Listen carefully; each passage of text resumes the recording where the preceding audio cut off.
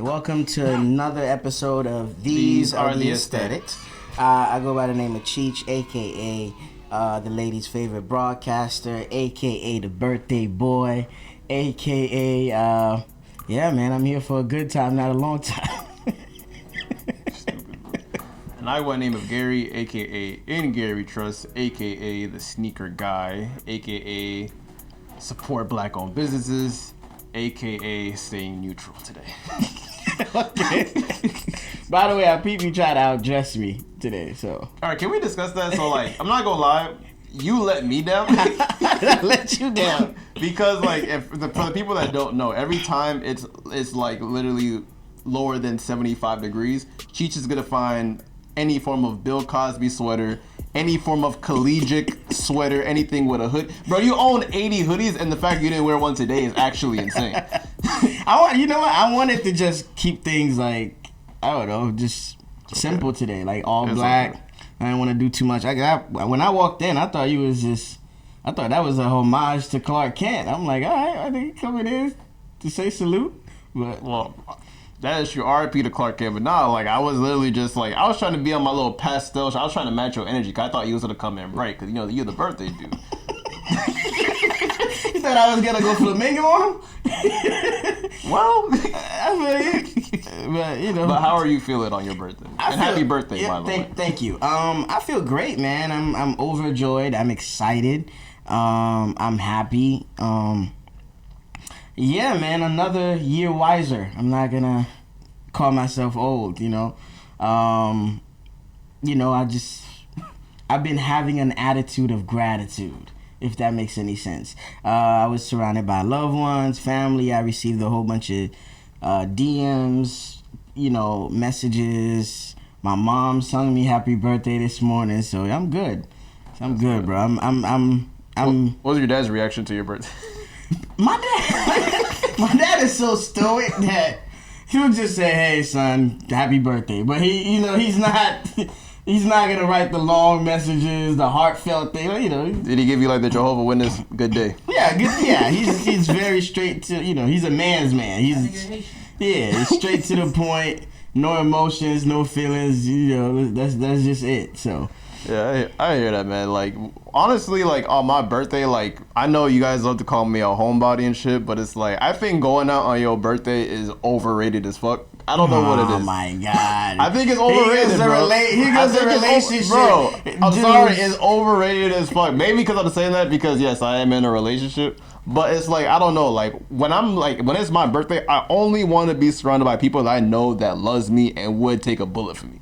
That's just me personally. Yeah, but that's my thing. If you've been following this pod for a while, I've been consistent on how I treat my birthday. Like, I like to spend time with family, spend time with my friends, and spend time with, the woman I'm involved with at the time, if she's there. Yeah, man, the night is still young. We're still gonna go, turn up after this. It's kind of odd, though, I want to say, because my birthday this year fell on the actual day that I was born, like, in the year of my birth. I was born on a Wednesday, so not only did my birthday fall on a Wednesday, but as you get older, there's not much to do, at least in West Palm, on a Wednesday. You get what I'm saying? It's a lot to do as far as, like, going out to eat and doing activities, but I'm saying, like, the lit, shit is really further down, like, down south. So, and the thing, part of being responsible is, like, I didn't want to, I know people got kids, they got jobs to go to the next day. I didn't want to keep everybody up all night, you feel me, and be like, hey, let me just drag you through the city and just so you can celebrate with me. So I'm like, let me just do something small and be considerate. And then this weekend, if we're going to be outside, we're going to be outside. Yeah, I hear that. The only thing is that, like, with me personally, like, one of my favorite birthday gatherings, and y'all gonna laugh at me like, Gary, you need to do better. I've done the fly shit. I've been to the fancy restaurants. Cool, I'm all for it. But literally, I think my favorite birthday gathering was like when me and my family, we just ordered like catered like Olive Garden, and then like ordered like a big like bunch of boxes of like Papa John's pizza, and then we were all just chilling, watching movies, playing games. I couldn't ask for a better birthday. That's coming from a privileged standpoint. A lot of people are not super close with their family like that, or you know, a lot of these people, some of these women don't know their dad. So I mean, that's you asking a lot of somebody to be home to celebrate with people that they might not know who they are. So, who hurt you this week? No, nobody. I'm just, you know what it is? It's different. You know, I'm all maybe the age is starting to kick in. Like I feel like perspectives, bro. There's a lot of shit that I feel like especially me and you, when we talk, we take for granted that, not necessarily take for granted, that we don't acknowledge as important and that are. You feel me? Like me and you go back and forth some days on choosing what we want to eat, and we talking about Chipotle, Chick-fil-A. Like some niggas wake up with $5 in their pocket, and it's like, yo, it's either a 4 for $4 or McDonald's. Like, okay, what are we doing? Can I ask you a genuine question? Can you give me a genuine, actual answer? Absolutely. How many times have you been at the club? We've been in some fly places, and there's like, your joint is on. It's like, it's going ham. It's like everybody up, bottles is popping. Your favorite part is about to come on, and the DJ, most likely Slim, is gonna say, hey, y'all wanna give a big shout out to such and such birthday? You be mad as shit. I'd be like, in my head, I just wanna say, man, fuck this nigga, put the song back on. No, that's just me. That's just angry, bitter Gary. No, that happens. That happens all the time. Gary has had a gripe with DJs for years, by the way. So, 1,000%. So, I think, you know what's funny? His dad is a DJ. So I feel like that's the source of, his dad never, you know what it is? I figured it out. His dad never taught him. Like, son, I want the turntables. Come sit on my lap. Man, fuck some turntables. I'm going to tell you why I have a disdain for DJs. I'll just go clean my sneakers then. That's hate. By the way, it's like the reason why, like, I don't hate DJs. Shout out to all the DJs, but it's like, I always had a disdain for DJs a little bit because growing up as a kid, my dad is always the one playing the music on the turntable. So I'm like one of the last people to fucking leave the party. And I'm like, yo, fam, I'm 13. I'm 13 years old. And it's 4:00 in the morning. Oh, okay. What are we doing? That's different. That's different. So over time, you kind of outgrew it, pretty much. You guys, I've been outside since I was born, bro. Jamaican kids, bro, because most Jamaican people are really close with their family. And Slim would know this too. That's hate. That's another topic. I'm not gonna touch on it. But family functions be going on to four. Baby shower can be going on till 3:00 in the morning. So like you just be like out. You've been like the quote unquote outside. You get burnt out really easily. That's my perspective. That's true. All right. Well, attacking and starting with some of the. Well, let me just check on the temperature of the room real quick. Obviously, I feel great. I woke up in good spirits. What about you? How are you doing today? Oh man, I'm doing all right. I had like one of those days at work, but I'm here. I'm with my niggas. I can't complain too much. All right. My stomach is intact for once, so cool. At least for now. Okay. All right. So it's been hell of a week. Yes. For us and for America. I can't believe my birthday falls on the same week that Donald Trump got reelected. Donald Trump got reelected on my mom's birthday. Oh, shit. Oh, by the way, I didn't know your mom was a Scorpio. That's why we get along. Yeah, hey. Shout out to mom. That's why you here. Scorpio is not my mom specifically. Let me clean that up. You sick fuck. Horny ass nigga, Hey. I call it how it is. He's still here. Thanks to his mom, I got a friend, okay? Hey, how'd I get here? This nigga how'd I get here? I know he's gonna. Oh man! All right. So how was your reaction at your mom's gathering when you guys found out that Donald Trump was gonna be our next president? So when I actually like left the house and like we went out to get my mom's birthday and like of course like there was 2 tables because it's like there's a lot of us like so we went to like Cheesecake Factory and like we went into that private room where it's like 2 different tables. Okay. So like the quote unquote kiddie table, I mean by kiddie table, anybody in their 20s and teens is over here. All the grandparents and adults is on one table. When I tell you everybody at the parents and my grandparents' table was looking salty. And I'm gonna be honest because one, I have to make an announcement. Can I make a quick PSA? Yo, If you didn't vote, why the fuck are you speaking? Like, can I just put that out there? That's true. Everybody or feel was some type of way. Everybody was a politician on this past week. Or a lawyer. Everybody had a degree in political science that day. Like, unless I'm gonna keep it honest, I'm not trying to like. I'm gonna put it. Like, you know what? You not even do that. I can't even get my own personal political views. You can. We can just edit it out. It's fine. We on live. What I will say is there's a lot of delusional people. Let's just keep it real. If you like him or love him, Donald Trump won fair and square. Put it out there. If you didn't agree with him, cool. If you don't like him, cool. But he won fair and square. Mm-hmm. I don't know where you want to start. Like, what was your views on the election? To be honest, bro, I really didn't have a horse in the race because I just liked them both for different things, and I couldn't really like. But I'm not one of those people. I guess to clarify what I'm saying is I'm not one of those people that's like, oh my God, this person is president, now my life is over. Like, bro, whether a Democrat or Republican is president, certain people are really not affected by some of the decisions. That's what we're not getting. Like, some of the decisions that these people make is only gonna affect like upper middle class and above. You get what I'm saying? Obviously, there's gonna be lower class. Yeah, obviously there's gonna be reforms. There's gonna be policies made that trickle down, you know, and hit everybody like that's part of the population. But a lot of people are speaking from, I guess, from a place of emotion and not necessarily facts. And again, there's nothing you could do. Like, sometimes when things happen, deal with it, accept it, and move on. So all those think pieces, there's a lot of people that went on different rants saying, oh, because I supported Trump, people unfollowed me, this and that. So technically, in a way, the Democrats and the people that were rooting for Kamala, they kind of became who they described the Trump people to be. Because I feel like the Trump supporters were so sure that he was going to win that they really were not out there trying to... I mean, yeah, they were supporting, parading, and putting the flag in their trucks and in front of their house and stuff. I was at Lake Park last week. The Confederate... They blew the dust off those Confederate flags. No, for sure. I'll tell you that. They for out sure. and about. But what I'm saying is they were calm this time. I feel like I didn't feel... the chaos. It seems like they were proud and they called it before it happened. You know, so they weren't spiking the ball this time. Yeah, and you know what I want people to understand is, here I go going on a fucking rant. What I want people to understand is Kamala was kind of thrown into this shit.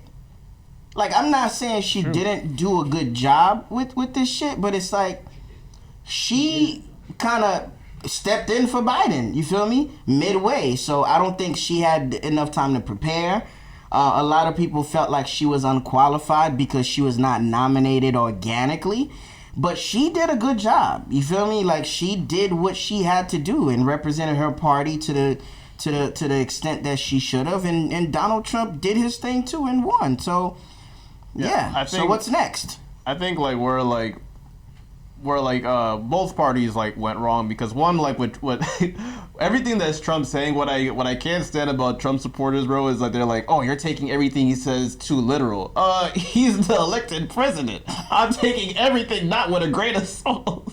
I see what they're saying, because even though, okay, Trump is one of the most vocal presidents that we've ever had, but at the same time, what the people are trying to say, which, again, I'm not a Republican for people, before people start jumping on me about this.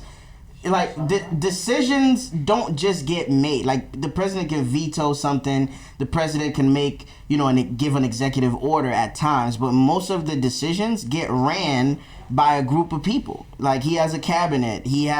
Sometimes he has to run certain decisions through Congress, through the House of Representatives. So there's a lot of hands in the pot. So when a decision get made, people influence that decision. It's not solely him. Like, he's not sitting on the toilet with the nukes, with the hands on the nukes button and playing with them. Like, I don't think he's doing that. And plus, yes, congratulations to Donald Trump, but fam, everybody was acting like he was fixing the country in a hole in just a week. He got in contact with every world leader. He's fixing gas prices. He stopped this war. He's getting our troops out. I'm like, yo, fam, he hasn't been in the White House yet. Let's slow it down. Not saying all these things are not gonna happen, Mm-hmm. but fam, they have to happen gradually. Because one thing that Donald Trump does better than Kamala is that he knows how to butter the audience up. Oh yeah, he's charismatic as fuck. He loves how to tell the people like, hey, I'm gonna do this. I'm gonna like make sure we only have 2 bathrooms. I'm gonna make sure that we get there's mass deportation. Like he's telling everything that the people that voted for him supporters want to hear. Because 9 times out of 10, when Kamala was asked a question, she was like, yeah, but pride, we have to stay focused, this and that. But it's like she didn't really have, at least from what I've seen, she didn't really promote her actual agenda as much as Trump did.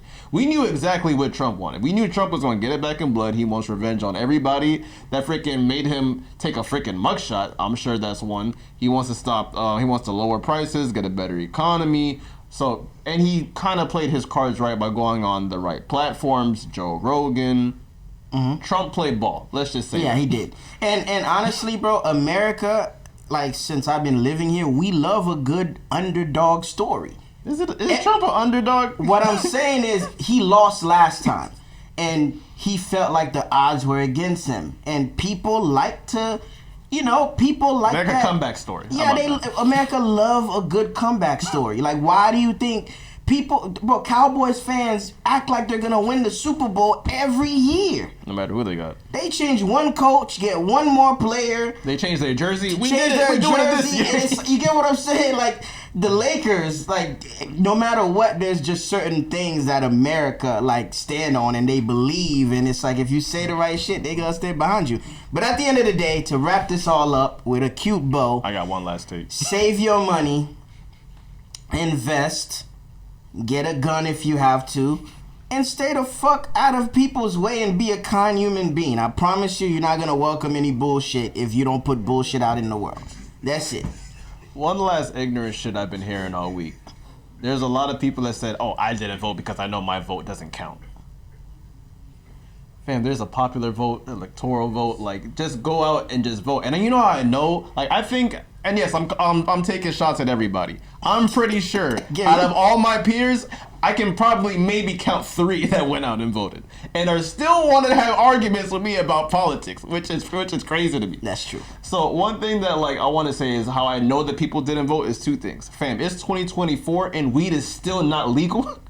Every time I leave the house, I go to a party, I go to a restaurant, there's everybody trying to smoke up. They trying to burn. So you telling me that y'all really didn't leave your house to go and vote just to get at least weed legal? And the reason why that pisses me off directly, because there's a lot of motherfuckers in jail to this day for weed. And another thing that was so laughable. I know I don't live in Atlanta. I know that. I know I don't live in Atlanta. But the fact that Fonnie Willis is still a district attorney when everyone was saying fuck Fonnie Willis for 2 years, that is blatant proof that y'all niggas did not leave your house to go and vote. Yeah. You have to Am go. I overreacting? No, you're not. I feel like, you know what it is? What we have to do is we have to do something about our feelings. Like what I feel like a lot of us black people do, we just sit around and we have a lot of feelings. Hey, this isn't right. I don't think this is cool. This needs to change. Okay, it starts at the lower level. It starts in your community. It starts in your district. Then your county, your state. Then it goes all the way up the ladder. Like these people didn't just become pieces of shits overnight that eventually are in Congress or in the Senate. Like, they started at the bottom. So just if you want to see change, go out there and fight for it and do something about it. Do better. That's my quote. Yeah, do better. Do better. To everybody, please. Do better. Live money. What's that Walmart shit? Save money, live better. Walmart. But speaking of Fonnie Willis, Young Thug is home. Yeah, Young Thug is free. Last time recorded, he was in jail, and Young Thug is released. So, what I want to say is, a question that's actually been getting thrown around is, did Young Thug win his case? Do you consider he won the case? As a successful black man that said allegedly that he was, not guilty of everything that he got accused of doing, I think it's a win. The fact that you able to go home to your family, your friends, to your home, to the people that love you, to your career, I think it's a partial win. It's still a win. Because nobody want to be in a box all day. Nobody want to be in jail. Jail is not fun. I don't care how tough you are or you try to make it sound cool. Yeah, jail is not a mansion. Like you're not being treated like a king in there. So I'm pretty sure he's happy being home. And there's no pussy in there. Well, there's a lot that's not in there. What I would say is yes. Depends on what you into. I don't know why this is even I don't even know why it's an argument or discussion. Young Thug won the case. This man was facing life. That's true. There is a lot of people snitching on him left and right. He won the case. He is home. He is Stood out tall. of jail. And he didn't take anybody down with him. So yes, I would say I would consider a win. Now, what I would say is it's a lot of stipulations. A lot of stipulations. I understand that like he has to do like community hours, this and that, but fuck it, bro. Hey, if you literally offer me like for me to get out of jail, I gotta do X, Y, and Z. I'm doing X, Y, and Z backwards as well. Yeah, for sure. One thing I would say is because Young Thug is coming out of jail at kind of a heated time right now, with everything with like Kendrick, Drake, Future, Metro. Atlanta is 100% divided right now. Would you say does the rap game change with him being home? I feel like he's gonna bring a lot of people back together. I think he's gonna mend a lot of relationships, and I think that he's gonna bring a lot of clarity back, like because things were kind of like undefined. Like some people thought Gunna snitched on him, you know, and videos came out, reports came out. Gunna had to leave Atlanta and move somewhere completely different, you know, in fear of his life, you know. So it's like there's a lot of things. We waiting for Thug to really clarify and address a lot of rumors. Like, who do you stand next to? Who supported you? Who held you down? Like, the only person that we've seen that stood tall next to him was his lawyer, Brian Steele. Yeah. Besides that, you know, I've heard Lil Baby, you know, put money on his books. You know, I've heard rumors that Drake looked out for him, gave him some features while he was in jail, gave him $1 million when he got home. So, you know, I just want a lot of things to be confirmed or denied or addressed through the horse's mouth. So that's what I'm waiting on, and I'm waiting for him to drop a first day out freestyle. Like that's like a rap thing. Like I'm still geeked about shit like that. I'm mad that's like a part of our culture. Can't wait for the first day out single. Certain shit you just don't change, man. Yeah, man. What I would say about like Thug being home, like I do think the rap game probably lightens up a little bit because of the fact that like even though what sucks is that I don't know, is it kind of is Thug sending shots at Gunna at this point? I'm assuming that they not 100% cool. I think there's a lot of conversations that need to be had, but at the same time, that's somebody on his label. That's somebody he's making money off of. That's somebody he had to thread lightly. Yeah, that's somebody he had a relationship with, and no matter what, he can't resort to violence anyway. Any phone calls to the police, he pushed me, he threatened me, you going right back in there. So yeah. I think he has to conduct himself as a good citizen for right now, and not choose violence and really talk shit out. Yeah, pretty much. Like I think that like it's definitely gonna be awkward because it's like when Thug came home, I'm like, damn, I would love to see like a YSL reunion, but I don't know if you guys know like Thug's main producer Weezy, like him and Gunna have so many hits, but like I think Weezy's been on record to say fuck Gunna, or he not rocking with Gunna. But now everyone's outside. How do you like correlate? How does Future, Thug? Because like Thug is really close to Future. Thug is really close to Drake. So it's like I feel like a lot of uncomfortable conversations have to be had, especially with like how Gunna is technically the hottest rapper in Atlanta right now. Technically, he is. Future really Future. Future never really fell off. So Future, I take that back. Future is really number one, but as a number two, Gunna kind of like went number one like twice, or went number two, or pretty much he's in the conversation. He's well in the conversation for sure. Yeah. If you love him or hate him, I seen a lot of y'all hood niggas, a lot of y'all scammers saying fuck Gunna this, he's rewritten it, then y'all freaking listen to his music while y'all at the gym. It's just like I do feel like, you know, it's kind of like, you know, getting out of jail if you're a beloved individual, just like, you know, Big Meech have been receiving in the last couple of weeks. If you're a beloved individual, like coming home is gonna create some type of unity. Like getting out of jail, I hate to say it, in our community, I think in all communities, it's like a wedding, a gathering, you feel me? Or even a funeral. Like everybody come together for a bigger cause. So I don't think people have, yes, the animosity and the beef is going to get addressed, but I think the priority and the number one thing is, hey, Thug is free. You feel me? We can't wait to hear new music, new energy, and what he has in store. So I'm excited. As a fan, I'm excited. Anyway, we kind of mentioned him in passing, but like, if you were in Drake's shoes, who can't you forgive moving forward? Kendrick for sure. But honestly, I don't think Drake need any of them. Like I'm one of the biggest artists in the world. I have all the numbers, all the accolades, all the streams. I done give you niggas some of y'all number ones. I kept you niggas signed to y'all record label because y'all was hanging by a thread with a feature. I've done mad shit for free. I've been on top of hip hop for over a decade. I'm not saying he doesn't have things in his personal life and his professional life that he can't do better, but I don't think he don't work with everybody unless you like the nigga he even had a Michael Jackson sample cleared for one of his albums. Like I think he's cemented in hip hop history. Hate it or love him, I think he's at a place right now where he should only be concerned with working with people that he has a good relationship with. Because Drake is what, 38? Yeah, focus on your family, focus on, finding a good woman to settle down with. Fam, you did it. You a billionaire off your art, of your talent.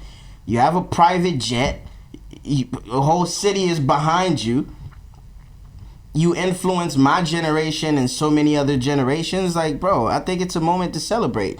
Like, yeah, beef is part of rap culture. Okay, let's move on past that. Yes, he took a L. All right, cool. Let's move on. I mean, there's nothing like I don't see Drake sitting around being bothered or annoyed about this. That nigga bothered, bro. I don't care what that nigga bothered. On a human, you can't call me certain things and expect me not to be offended, especially a nigga like Drake that put Kendrick on his first major tour. You get what I'm saying? So, and again, I'm on record saying too, like, the way I feel like Drake is taking this is y'all done use me for everything I got to offer, and y'all trying to discard me like some fucking like dried fruit or something, like I didn't mean nothing. So I feel like he is taking it personal, but in the grand scheme of things, bro, like when he goes home to his mansion, on his private jet, traveling the world, touring, meeting fans, seeing his accolades and the fruits of his labor, I don't think he's having a hard time sleeping at night. I don't think Drake is lonely and crying every night. I don't think Drake is sitting around feeling like a failure. Maybe he didn't win that battle, but I don't think, again, we men, we got pride and ego. It's gonna affect us, but bro, at the end of the day, you got family that loves you and a massive worldwide fan base. I think you'll be fine. I think Drake is gonna be fine. Drake is gonna be fine, bro. But that nigga is bothered, bro. Like, you see this nigga like freaking like grilling the fuck out of DeMar DeRozan. And granted, I'm not saying Drake went to the game just to grill DeMar DeRozan like Vince Carter was getting his jersey retired. I get it. DeMar DeRozan just happened to be there. But if you literally are showing up in another nigga video calling me a PDF file, I'm sorry, bro. We never can be cool again. Yeah, we not. It's nothing to talk about. Certain niggas that Drake can probably never be cool with again is like he probably can never be cool with Kendrick. I actually think that him and Metro can possibly squash it due to the fact is because like Metro is a producer. They don't have to be sitting side by side. They don't have to be rapping with each other. He don't need Metro. I mean, he don't even need Metro. But I'm just saying is like what I say that bridge is all the way burnt. Probably not. With Ross, that's a kind of touchy subject because it's like, I understand we make a lot of money together, but it's like, yo, fam, you can't go out and call me white boy after we have a damn near 15-year relationship and I made you hits and then you acting like that. I'm gonna feel some type of way about that. Like, any nigga that was literally in that music video popping this shit, like freaking You at the freaking pop-up show and like, and I know niggas was saying that like, oh, he's kind of overreacting that LeBron was there. Like, fam, LeBron, you didn't have to do multiple times like, oh, I like that song. You're freaking dancing to it like, yo, I thought you was my man's. True. Like I said, his legacy is cemented. Most niggas don't even last 10 years in this shit or 5 years in this shit. So the fact that, you know, he's built, you know, the legacy he's built and he can ride off to the sunset, it's a blessing, man. Like, trust me, I think in a few years, people are gonna look back at this shit and be like, all right, we took it too far.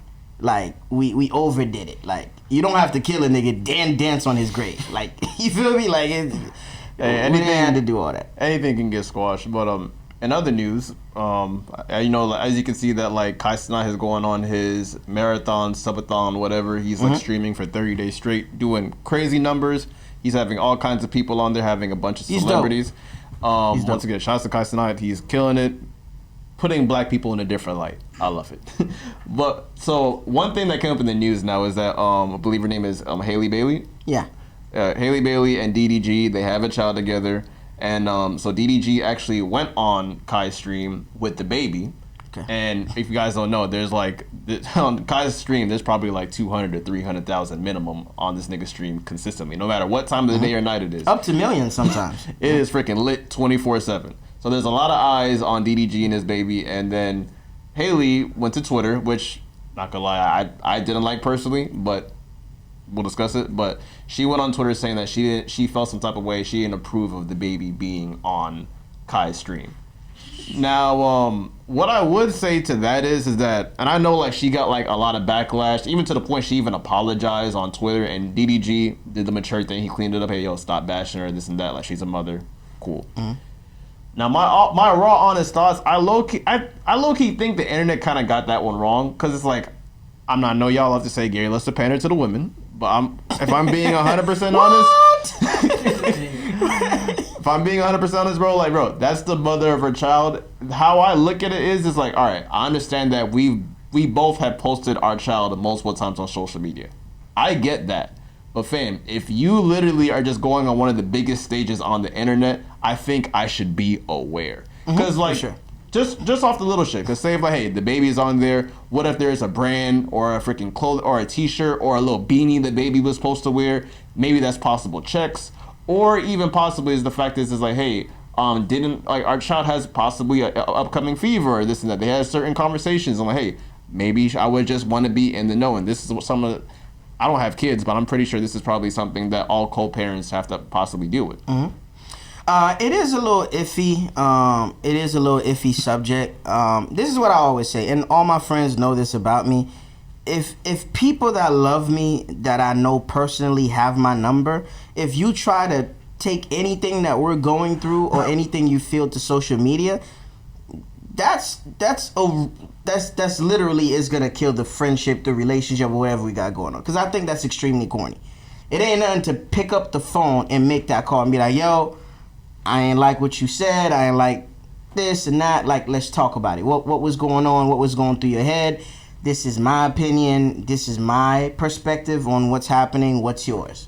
You feel me? So, and not to be diplomatic, so there's two ways that I see this, right? Because I know you guys say, oh, Cheech, you want to be fucking political, this and that, whatever. So, on one hand, she's the mother of the child. So, as the primary parent, a lot of decisions have to be ran by her. You know, based on the law, and fathers gonna disagree with that. You know, based on everything. So, if you're gonna take our child somewhere that's gonna have a lot of people and the child might be at risk, I think a conversation should have been had as responsible people. On the other hand, DDG is like, yo, this is my kid. I'm the dad. I'm there. I'm present. He's with me, or she's with me. I'm not sure if they have a boy or a girl. If the child is with me, the child is safe, and I'm watching the child. What's the issue? You get what I'm saying? Yeah. What's the difference between me taking them to the grocery store or the movies? Like, what's the extent now of, you know, the many things I have to ask your permission for? It's, you know, because the co-parenting situations get a little iffy. Now, the only reason why I'm on her side about this, even though I felt like what she did was extremely corny, which is going on the internet and blasting your child's father, is one, you doing it for the public perception, and you doing it potentially for the courts, so they can have a record of you saying I did not agree to this. And the third thing is, to be honest, Kai's live in that house is not a safe space for a child. You have women around, you have grown men, doing pranks. There's potentially drugs, alcohol there, and nudity. That we don't know. It can be in the background. But I've watched a couple lives from Kai. Like sometimes he's had, if he has like a Kevin Hart or whatever, like somebody there that he's having conversations with, like they're goofing around and they're having fun. We see the front of the camera, but not behind the camera. But sometimes there's women there too. Sometimes it's a party. It looks like he's always in a party house or a circus in the or a circus. Sometimes when there's a lot of people around, to not expose your child to certain diseases and certain shit, like you keep the child at home. Or DDG, you make enough money, bro. You could have hired a sitter for a few hours to go work, and do your thing and come back. So I think from that perspective, I side with her, but I blame them both. I blame them both because again, that's a conversation that we should not be privy to. This should be a conversation that you guys have behind the scenes. Like, why do we have to know about this?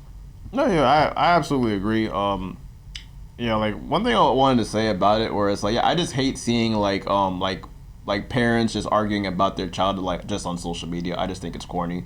No one wins. Like you said, her tweet was 100% like, I understand it was warranted but not needed, because it's like even after that tweet, your child was still on the live. Nothing's changing. At that point, you might as well should have just like FaceTime or called DDG if he's answering your calls to like, hey, blow him up, say what the fuck is wrong with you, this and that. Because at the point, because it's like, and it puts Kai in a bad situation as well. And like, shout out to Kai. Like, Kai is like really a class act. He's like, hey, I sent her some merch, I did this and that. So he did some scenes in the background. Like, bro, can you imagine the shit that Kai has to do behind the scenes? Meanwhile, his ass is on camera at all times. Facts. I'm sure he has a team and all that, but honestly, I want to end this with that. Yo, whoever needs to hear this, vet who you want to be your partner. Because what I'm seeing, and I'm not going to say which community that this is prevalent in. Might off, that's racist. But Slim, me and Slim had this conversation earlier this week, is having a child with someone is a bigger commitment than, marriage sometimes. So why don't niggas wear condoms? Well, that's one. The first thing is, how come niggas don't vet properly? Like, she's cute, she makes good money, like, you don't do any further research, you just want to stick your dick in there and have a child. Like, you don't know how this person, like, carry themselves under pressure. Like, Tyler Perry said you should be with somebody through different seasons, like when it's good, when it's bad, when it's sad, whatever. So it's like, I feel like y'all gotta date, bro. What happened to dating? Date the person you want to be with. And if you don't see yourself marrying them, why have a child with that person? I was like, you're gonna get pushback for like, how can she say that? Do you practice what you preach? I do. Because I don't have a loose. Because I'm gonna tell you why. I don't have a loose child running around. I don't have two baby mamas. That's true. So I either strap up or I strap up. You got an accountant. Hey, what? Yo, they can hear you. I either strap up or I really vet the women that I sleep with. So that's all I'm saying. So yo, at the end of the day, like I said, I know everybody is saying cap, but vet the people that you want to date, man, and you want to be with long term, because a lot of this scrutiny that come with this shit is not worth it. Okay. And so, really quick, do you care if Meg Thee Stallion admitted that she lied on Gail King? Oh, this is my favorite topic. Meg Thee Stallion. Yes. Apparently, she has a documentary that came out on Amazon. Shout out to Amazon. If you ever want to work with us, Jeff Bezos, we love you. Anyway, she had a documentary that came out. I'm trying to get us a bag. she had a documentary that came out where she revealed that she lied to Gail King about the Tory Lanez situation. Yeah. I mean, I was not surprised. No one was surprised. And just the thing is, why I'm pissed off is like, why admit it? Why admit it? Well, to me, more importantly, why admit it now? That too. And on 4K, not even in writing or nothing, there's footage of her saying, "Oh, I lied to Gail King." Like, can you imagine Tory Lanez watching this shit in jail, bro? Well, okay. To her defense, she did not lie when she was asked about this on the stand. She just asked. No, it's on the court transcripts. But anyway, but what I hate about this is the excuses that the women made for her. Men too. Why does she have to describe and talk about who she dealt with and who she slept with? Cause it's relevant to the fucking case. If someone shoots me, you know what the police are gonna ask? What is your relationship with that person? Yeah. And the second thing, they're like, fuck. What was the second thing they were saying? They're like, oh my God, stop dick riding Tory Lanez. He's in jail. I'm like, bro. The one that pissed me off, that people saying that, bro, just because of the fact that she lied that they had sex doesn't mean she lied about getting shot in the foot. And my main answer is like, how do we know? If I'm a juror, I need to know everything. If you lie about this, how I know if this is accurate? Facts. If you have a pattern for lying, where do I trust you? Yeah, this is important in the court of law. What is wrong with people, bro? They don't think.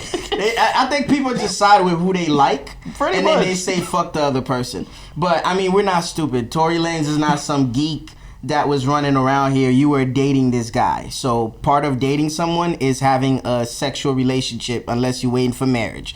So Megan Thee Stallion, respectfully, you are not hanging out with Tory Lanez and flying out to see him and he wanted to fucking walk to the beach with you every time. Like, your thick ass is getting smacked. I'm sorry. Not allegedly. Like, you knew what you was doing. That was your man. That was your nigga. Like, first of all, this whole shit wouldn't happen if you were not hanging out with your dude and your best friend. Like, you guys were on record together. You guys went to the Rock Nation brunch together. Like, you guys were out on dates together. You guys hopped on live and confirmed your relationship together. Like, what's going on with people? Like, I don't know, like, who approved this. Like, why did that footage just have to be, like, in the... And I know it went through so many people and no one was like, you know what? You didn't have to say this because it was unwarranted as hell. Like, no one asked us, like... So, like, and she said, you know, girl, I lied. Like, it just, like, even when that same clip when she's telling her friend that she lied, that looks like a private conversation. Yeah, for sure. She wasn't even speaking to a camera, but... Oh, my God. But anyway, you know what? Prayers for Meg, prayer for Tory Lanez, prayers for everyone involved. And one thing I want to talk about a little before we wrap up, because I've been trying to have some form of basketball talk for the past 4 episodes. Yeah, and we've had some ladies on the show, so we couldn't really like dig super deep into the sports realm. So I have to put a disclaimer, as Cheech would say, the pussy might dry up a little bit. I feel like the guys hold us down when we have those talks. I know. So we should be fine. There's no eye candy today, so. But I think we're gonna be fine. Gary. Cheech wants to cater to women so bad when it's a guy podcast. I'm not. I'm just saying, like, we can chop it up. I think our guy listenership is gonna fuck with this. Anyway, bro. So with basketball, the season has started. I think it's like probably like 12 to 13 games in general. So one of the biggest headlines in basketball right now is Bronny. What are your thoughts on Bronny James being the 55th pick to the Los Angeles Lakers? Did you want to go first? Or you want me to go first? I'll go first because it's gonna be super quick. I think, the organization kind of wanted to make LeBron happy. Yeah. So it was probably part of his contract clause. So they just, granted him his wish before he retired, because one of his goals was, I want to share the court with my son. So he got that out the way. But as far as Bronny as an athlete, I feel like he's a talented young man. He's good. He has potential. But I don't think he's ready for the big leagues yet.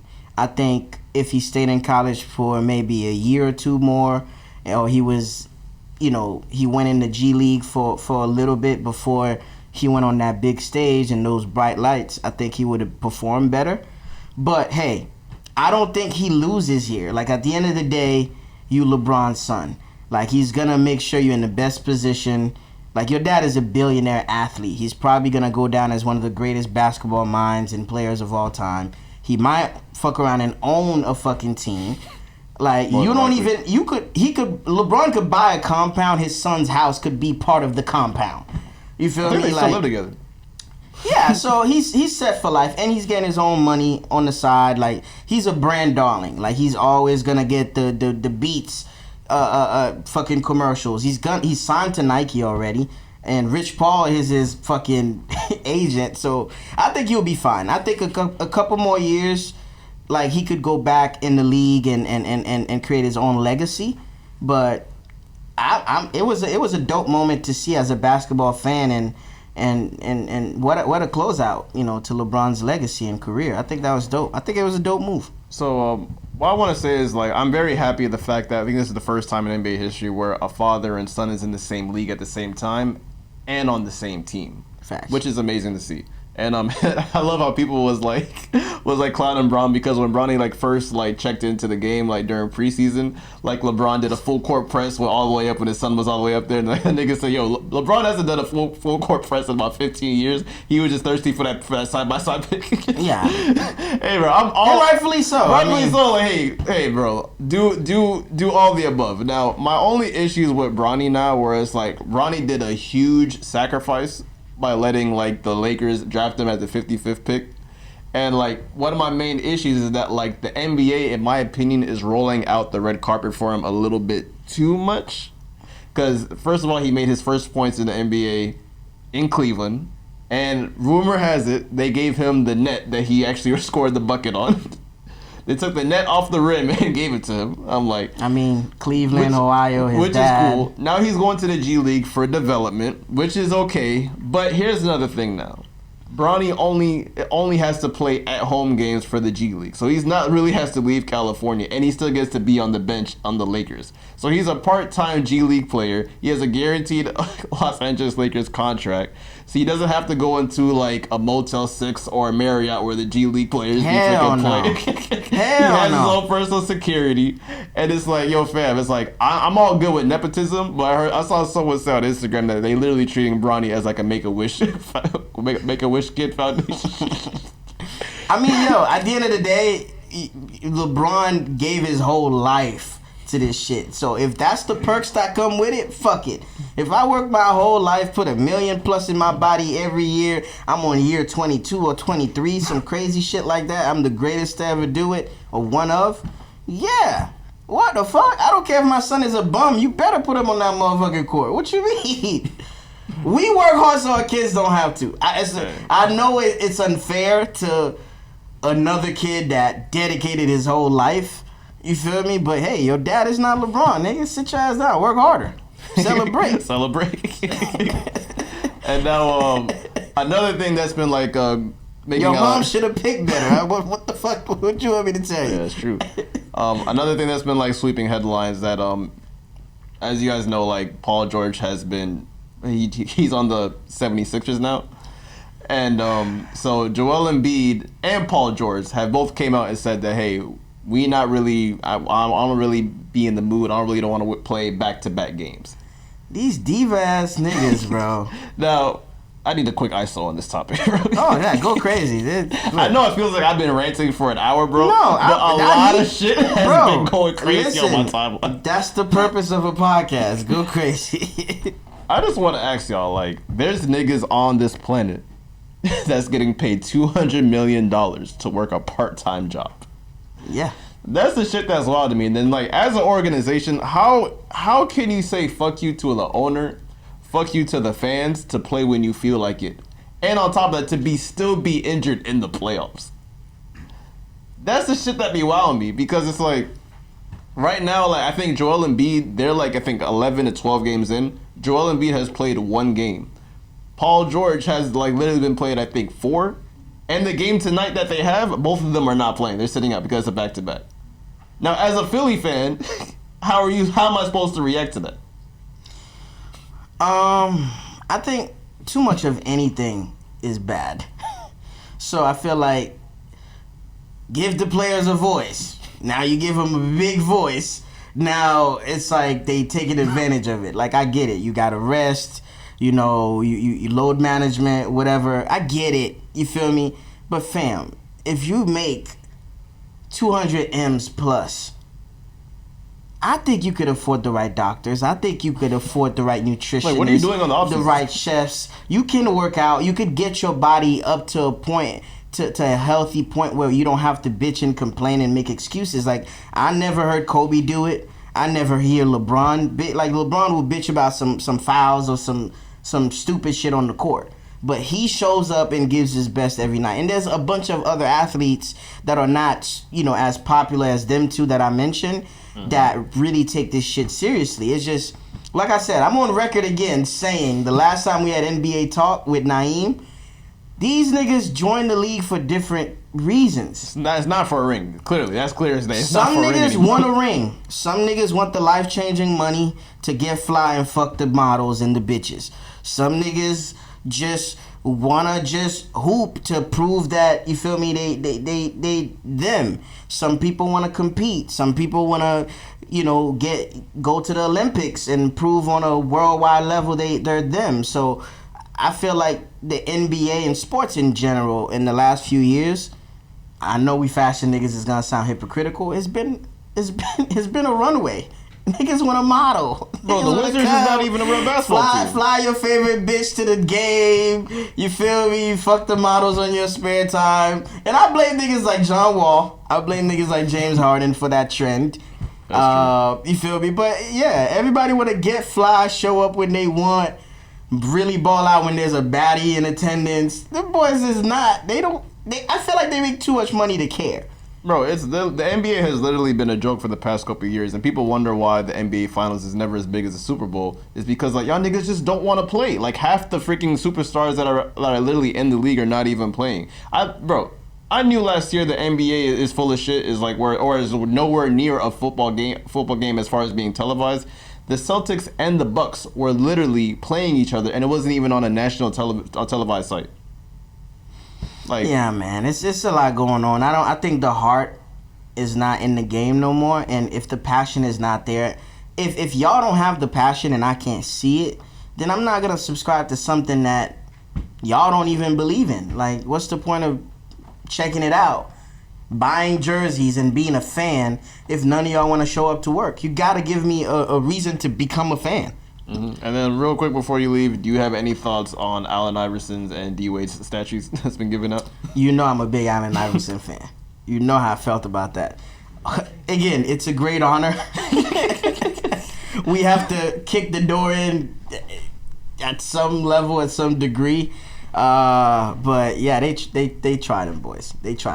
But again, there's certain things I don't feel like we can complain about because it's like, I feel like you kind of, once an organization wants to make a statue of you, your initial thought is to, that motherfucker better look at me. I'm saying that. I don't give a fuck. I hear you. They not trying LeBron like that at the Miami Heat Stadium. If you humble enough, you're gonna be like, you know what?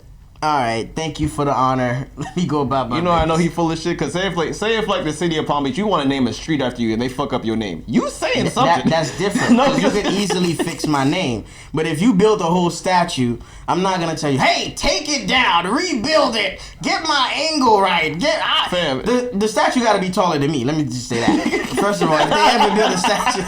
If Palm Beach ever build a statue for me, that shit better be tall, because I want to be represented correctly.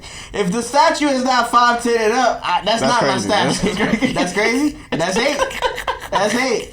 Have you ever been to a wax museum That's before? like them making a street sign and they lower it to my height. That's crazy, right?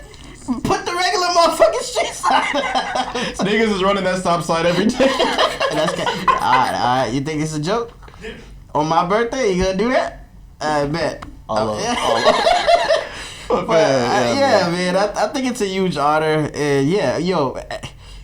Black people have to take a lot of things with a grain of salt. We are making a lot of progress. We are complain. That's Gary's advice. Complain. We breaking some generational fuck shit that has happened over the years. So Fuck that, get my shit one right. step at a time. One step at a time. Yo, man, but this has been a good episode, man. It felt refreshing, man. Just me and you. For sure, cause I've been getting some critiques that, hey, you guys should rekindle the energy, the synergy, the bromance. You know, like we need a dude cast. I've been hearing y'all niggas too. So. But once again, happy birthday, my guy. We've been friends for like what? I don't know, damn near a decade. Yeah, right now, almost. Yeah, I wish you many more birthdays. For sure, man. I'm happy. I'm overjoyed. I'm excited. We're gonna step out, go get something to eat, go vibe out. So catch a vibe in Cheech's term. Well, you're not my type to catch a vibe with, but yes, we're gonna do that. But I go by the name of Cheech. Yeah, man, catch me on the pod, catch me outside. Thank you for the love, the support that you guys have shown this platform. We really take this shit seriously. We work super hard to deliver a quality product every time we drop. So yeah, man, with your support we can keep doing this shit. We love this shit. This is like therapy to us. Like we have 3 pods a day, and every time we talk, we never talk for less than an hour. So we have a pod way before you guys get this finished product. So yeah, man, thank you for all the birthday wishes to the people that are tuning in to the live. Thank you for being in this moment with us, and yeah, I appreciate it. I'm grateful, man. I'm happy. Of course, man.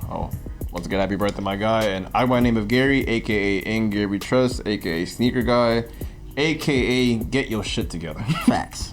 AKA Complain if you don't like something. Yes. Gary's AKA Complain. All right, man. We go by the name of These Are the Aesthetics, and we're out. See you next time. Peace.